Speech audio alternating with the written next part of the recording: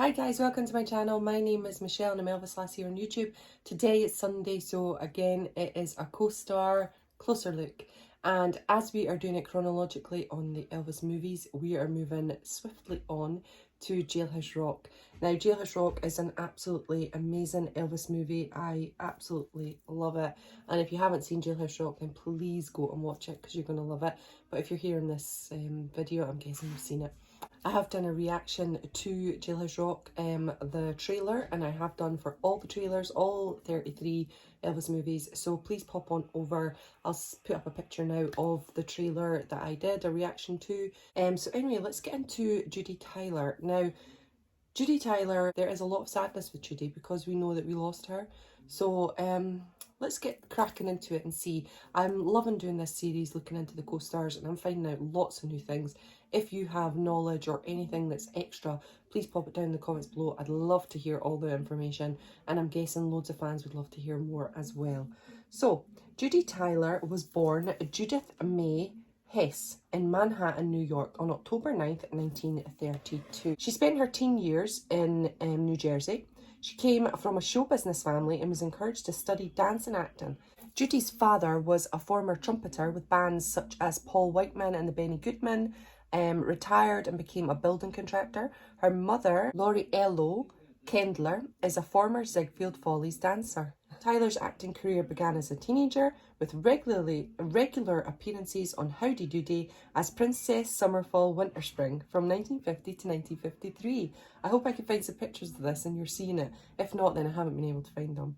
Like her mother, Tyler became a chorus girl, and then she landed a starring role in the Rodgers and Hammerstein musical Pipe Dream. Life did a story on rising Broadway talent with Tyler on its cover as one of the up-and-coming stars. Tyler lived with her parents in New Jersey while appearing on Howdy Doody and Broadway. That must have been so exciting for her parents and for her. Offered an opportunity in Hollywood, Tyler appeared in the film Bop Girl Goes Calypso, and that was in 1957. And then she starred in Jailhouse Rock opposite Elvis Presley in 1957. She made a guest appearance on Perry Mason as Irene Kilby in The Case of the Fan Dancer's Horse, which aired on December 28th, 1957, nearly 6 months after her death. So, yeah, that's pretty sad. Now, Judy died on July 3rd, 1957, and she was only 24 years old. So, as you can see from that, we have just got not enough of this beautiful, sweet lady. And her talent as an actress was just wonderful because, look, she hasn't done lots. So look how much more she had to give and much more she had to put out into the world, which is just absolutely so sad. Okay, so after filming Jailhouse Rock, Tyler and her second husband, Gregory, Judy was married twice, and she meets 26-year-old Colin Romoff, the pianist at the Copa, who became her vocal coach, and Judy marries Romoff 2 months later. In 1956, her marriage dissolves and she divorces Romoff amicably. On the 17th of March 57, Judy marries television actor Gregory Lafayette at the Balmoral Hotel in Miami, and the singer Patti Page was the matron of honour.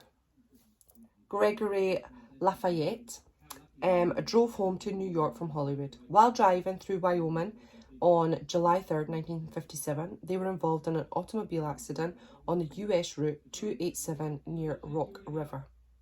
Tyler was killed instantly, aged 24, and Lafayette died the next day, also aged 24.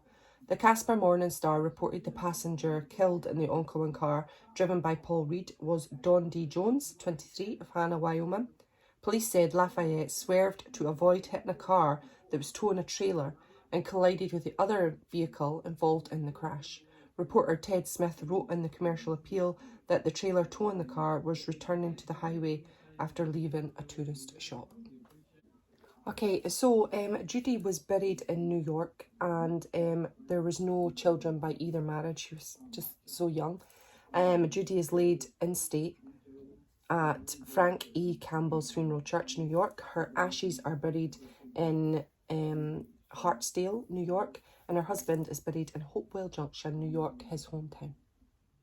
Okay, so Elvis and Judy together created a really lovely friendship. they were said to get on really, really well, and Elvis was said to be absolutely devastated at the news, which you can imagine. Now, obviously, Judy was romantically linked to her husband, so she is not going to be with Elvis during filming. But there were things said in the fan magazines and stuff, which you don't know if true because it's all hype for the movie, that Judy's husband was banned from the set because he was disruptive and he didn't like Elvis and Judy's love scenes, kissing scenes. But you can imagine that is hype for the movie. Who knows if that is the case, because it can never be proved now, unfortunately. George Klein spoke about Elvis and said that Elvis drove around town for hours after the death. He just couldn't get into his head. He was absolutely devastated, and you can imagine he was young, and this is his third movie, and they became close and friends.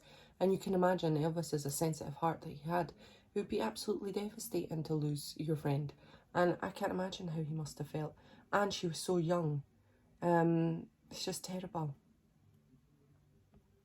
Of course, Jailhouse Rock was released 4 months after her death, so she didn't even get to see the success of the movie, and how many people have loved her ever since. So, to Judy, thanks so much for being such an amazing co-star to Elvis, and I hope you're resting easy, and we love you, Elvis fans do.